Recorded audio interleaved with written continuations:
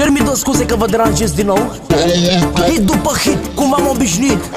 Al Capone pentru bădoiul din Bâlteni. Poate am spart vreo bancă sau vreo magazin, sau poate sunt dealer să vând să mă întrețin, sau poate vreun hacker de FBI vânat, poate s-o urmărit pentru Jafar, mă. Poate am spart vreo bancă sau vreun magazin, sau poate sunt dealer să vând să mă întrețin, sau poate vreun hacker de FBI vânat, poate s-o urmărit pentru Jafar, mă.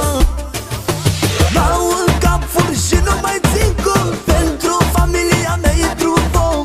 Peste tot eu mă ocup cu toate, la fel ca Al Capone, că băiatul poate. Dau în cap fur și nu mai țin cont, pentru familia mea e trufou.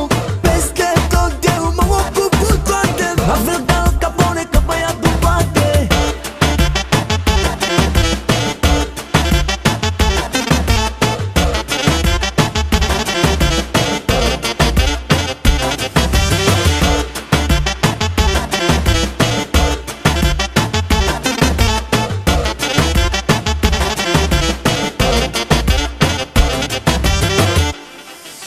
Dacă poliția vrea să afle ce fac eu, Dumnezeu mă reprezintă, e avocatul meu. Chiar dacă aici pe pământ lumea mă dușmănește, știu sigur că acolo sus cineva mă iubește. Dacă poliția vrea să afle ce fac eu, nu mi-e teamă, Dumnezeu e avocatul meu.